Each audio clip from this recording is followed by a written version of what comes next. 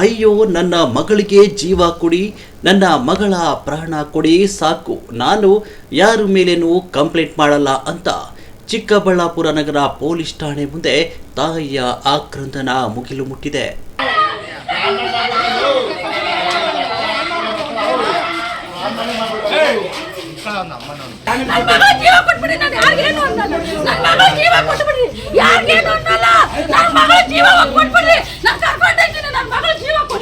ಹೀಗೆ ಪೊಲೀಸ್ ಠಾಣೆ ಮುಂದೆ ಸಂಬಂಧಿಕರ ಆಕ್ರಂದನ ಮುಗಿಲು ಮುಟ್ಟಿದ್ದು.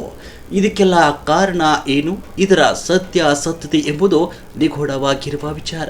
ಚಿಕ್ಕಬಳ್ಳಾಪುರ ನಗರದ ಬಾಪೂಜಿ ನಗರದಲ್ಲಿ ಗೃಹಿಣಿಯ ಕೊಲೆ ಎಂಬ ವಿಚಾರಕ್ಕೆ ಸಂಬಂಧಿಸಿದ ಕೊಲೆಯಾದ ತಾಯಿ ಆಕ್ರಂದನ ಮತ್ತು ಸಂಬಂಧಿಕರ ನೋವು ಮನಕುಲುಕುವಂತಿತ್ತು. 4 ವರ್ಷದ ಹಿಂದೆ ಮದುವೆಯಾಗಿ ಸಂತೋಷವಾಗಿ ಜೀವನ ಸಾಕ್ತಿರುವ ಈ ಜೋಡಿಯು ಯಾವ ಕೆಟ್ಟಗಳಿಗೆ ಗೊತ್ತಿಲ್ಲ ಅಥವಾ ನರದೃಷ್ಟಿಯ ದೋಷವೂ ಗೊತ್ತಿಲ್ಲ. ಗಂಡ ಹೆಂಡತಿಯ ಜಗಳ ಯಾವುದು ಸಮಾಜಕ್ಕೆ ತಿಳಿಯದ ಹಾಗೆ ಜೀವನ ಮಾಡ್ತಾ ಇದ್ದ ಈ ದಂಪತಿಗಳು ಇದ್ದಕ್ಕಿದ್ದಂತೆ ಗಂಡನ ಮನೆಯವರು ಎಲ್ಲರೂ ದೇವಾಲಯಕ್ಕೆ ಹೋಗುವುದಾಗಿ ಚರ್ಚಿಸಿಕೊಂಡು ಕೊಲೆಯಾದ ಪುಷ್ಪಲತಾಳನ್ನು ಮನೆಯಲ್ಲೇ ಒಂಟಿಯಾಗಿ ಬಿಟ್ಟು ಹೋಗಿದ್ದೇ ಈ ಸಾವಿನ ಹಿಂದಿನ ಅನುಮಾನಕ್ಕೆ ಕಾರಣವಾಗಿದೆ.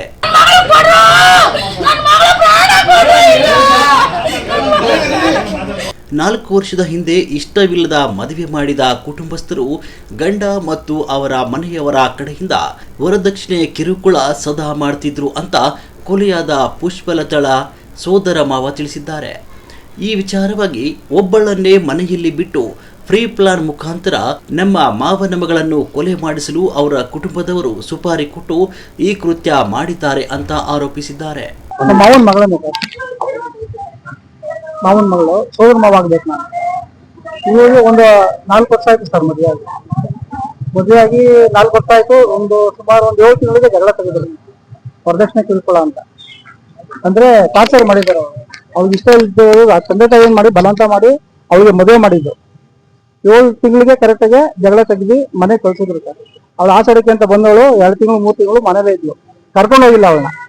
ಇವ್ರು ಯಾರು ಬರಲಿಲ್ಲ ಕರ್ಕೊಂಡೋಗಿ.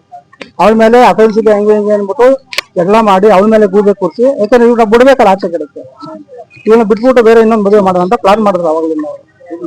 ಆಮೇಲೆ ಮತ್ತೆ ಏನ್ ಮಾಡಿದ್ವಿ, 2 ತಿಂಗಳು ಆದ್ಮೇಲೆ ನಾವು ಎಣ್ಣೆ ತಿದ್ದೀವಲ್ಲ ನಾವು, ಮತ್ತೆ ಏನ್ ಮಾಡಿ ಸಿಂಡಿಕೇಟ್ ಕೊಂಡ್ಕೊಂಡೆ ಪೊಲೀಸ್ ಸ್ಟೇಷನ್ಗೆ ಹೋಗ್ಬಿಟ್ಟು ಕಂಪ್ಲೇಂಟ್ ಕೊಟ್ಟು ಅಲ್ಲಿಗೆ ಮತ್ತೆ ಭರತ್ ಮತ್ತೆ ಅವ್ರ ತಂದೆ ಬಂದು ಅಲ್ಲಿ ಮಾತಾಡ್ಬಿಟ್ಟು ನಾವು ಚೆನ್ನಾಗಿ ನೋಡ್ಕೋತೀವಿ ಅಂತ ಕರ್ಕೊ ಬಂದಿರ್ತಾರೆ. ಕರ್ಕೊ ಬಂದು ಸುಮಾರು ಇನ್ನೇನು 4 ತಿಂಗಳು ಆಯ್ತು. ಬಾಡಿಗೆ ಮನೆ ಮಾಡಿ ಬೇರೆ ಮನೆಯಲ್ಲಿ ಇರಿಸಿದ್ರು. ಆಮೇಲೆ ನೋಡಿದ್ರೆ ತಿರ್ಗಾ ಜಗಳ ಆಗ್ತಾ ಇತ್ತು. ಪಾಪ ಅಮ್ಮ ಫೋನ್ ಮಾಡೋಳು, ನಮಗೇನು ಗೊತ್ತಾಗ್ಲಿಲ್ಲ, ಇನ್ನು ಅಡ್ಜಸ್ಟ್ ಮಾಡ್ಕೊಂಡು ಹೋಗಮ್ಮ ಅಂತ ನಾವು ಹೇಳಿದ್ದು. ಇಲ್ಲಿ ನೋಡಿದ್ರೆ ಪ್ರಾಣ ಮಾಡಿ ಇವರು ಸಾಯ್ತಿರೋದಂತೂ ಖಂಡಿತ ಇವರೇನೆ. ಈ ಮನೆಯವರ ಸರ್ ಸಾಯ್ತಿರೋದು, ಬೇರೆ ಯಾರು ಬರಕ್ ಚಾನ್ಸೇ ಇಲ್ಲ. ಅಲ್ಲಿ ಸೀಟಿನ ಮನೆ ಸರ್, ಅದು ಸೀಟಿನ ಮನೆ ಬೀಗನೇ ಒಗ್ದಿಲ್ಲ ಮನೆ ಒಳಗಡೆ ಯಾರು ಮುಖಕ್ಕೆ ಸಾಧ್ಯ? ಇನ್ನು ಸಮಾಜದಲ್ಲಿ ಈ ತರದ ಅಶಾಂತಿ ಸೃಷ್ಟಿಯಾಗುವುದು ವರದಕ್ಷಿಣೆ, ಹಣ, ಅಧಿಕಾರ, ವ್ಯಾಮೋಹ ಮತ್ತು ಸೈಕೋ ಅಂತ ಮನಸ್ಥಿತಿಗಳು ಉಂಟಾಗಿ ಈ ತರಹದ ಕೃತ್ಯಗಳು ನಡೆಯುತ್ತಿವೆ ಅಂತ ಸ್ಥಳೀಯರು ಆರೋಪಿಸಿದ್ದಾರೆ. ಸರ್ 4 ವರ್ಷ 4 ತಿಂಗಳು 5 ಬೀಳುತ್ತೆ ಇವಾಗ ಮದುವೆ ಆಗಿ. ಅದು ಏನಕ್ಕಾಯ್ತು ಏನಾಯ್ತು ನಮಗ್ ಗೊತ್ತಿಲ್ಲ ಸರ್. ರಾತ್ರಿ ನಾವಿರ್ಲಿಲ್ಲ, ದೇವಸ್ಥಾನಕ್ಕೆ ಹೋಗಿದ್ವಿ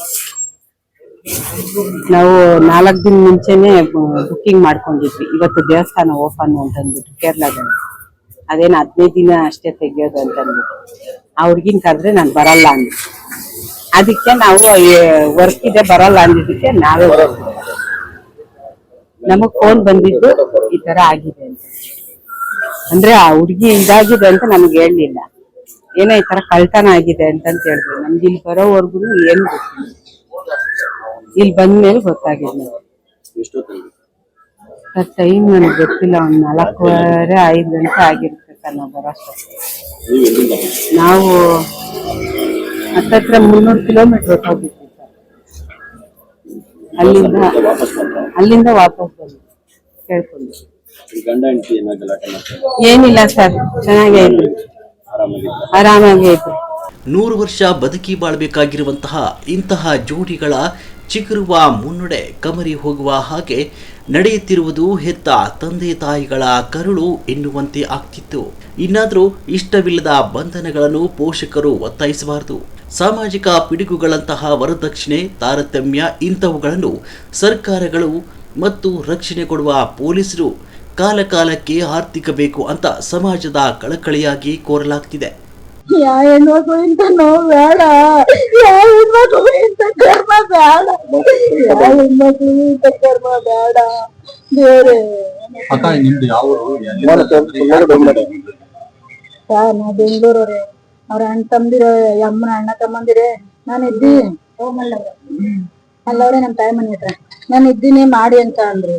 ಮದ್ವೆನ ಏನೋ ಒಳ್ಳೆಯವ್ರು ಅಂದ್ರೆಲ್ಲ ಮಾಡಿದೆ. ಮಾಡಿ 3 ತಿಂಗಳಿಗೆ ಕಷ್ಟಪಟ್ರು. ಕೊಟ್ಮೇಲೆ ಆಷಾಢಕ್ಕೆ ಕಳ್ಸಿದ್ರು. ಅಲ್ಲಿ ಆಷಾಢಕ್ಕೆ ಕಳ್ಸ್ಬಿಟ್ಟು ಕರ್ಕೊಂಡೇ ಹೋಗಿಲ್ಲ. ಆಮೇಲೆ 9 ತಿಂಗಳು ನಾವೇ ಕಂಪ್ಲೇಂಟ್ ಕೊಟ್ಟು ಔಷಧಿ ಕೊಡ್ಬಿಟ್ಲು. ಅವ್ರು ಮದುವೆ ಮಾಡಕ್ ಸ್ಟಾರ್ಟ್ ಮಾಡಿದ್ರು. ನನ್ನ ಮಗಳು ಡೈವರ್ಸ್ ಆಗ್ತೇನೆ. ಆಮೇಲೆ ಮದುವೆ ಮಾಡೋದು ಈ ವಿಷಯ ಗೊತ್ತಾಗಿ ಮಾತಾಡ್ ಕುಡ್ದು ಕುಡ್ದ್ಮೇಲೆ ಇವಳನ್ನ ಹಾಸ್ಪಿಟ್ಲಿಗೆ ಸೇರಿದಾಗ ಅಲ್ಲಿ ಕಂಪ್ಲೇಂಟ್ ಏನು ಎತ್ತಂತ ಕೇಳಿದಾಗ ಪೊಲೀಸ್ ಸ್ಟೇಷನ್ ಅಲ್ಲಿ ಇದಾಯ್ತು. ಏನಾದ್ರು ಕಂಪ್ಲೇಂಟ್ ಆಯ್ತು. ಎಲ್ಲ ಚಾಲು ಮಾಡಿ ಮಾತಾಡಿ ಕಳ್ಸ್ಬಿಟ್ಟು ಚೆನ್ನಾಗಿದ್ಮೇಲೆ ಮುಂದೆ ಸಿಗ್ತಾನೆ ಇಲ್ಲ. ಅತ್ತೆ ಮುಂದೆ ಒಟ್ನಲ್ಲಿ ಮಾಡ್ತಾಳೆ. 2 ವರ್ಷದಿಂದ ಪ್ಲಾನ್ ಮಾಡವಳೆ ಹೆಂಗ್ ಸಾಯ್ಬೇಕು ಅಂತ. ಇವತ್ತು ಸಾಯ್ತು ಎಲ್ಲ ಹೊಡೆದಿದ್ರು ಸತ್ತಂತಲ್ಲ. ಭಿಕ್ಷೆ ಬರೋಂಗ್ ಹೊಡೆದಿದ್ರು, ಭಿಕ್ಷೆ ಹೊಯ್ಕೊಳಂಗ್ ಹೊಡೆದಿದ್ರು ನನ್ನ ಮಗಳಿಗೆ.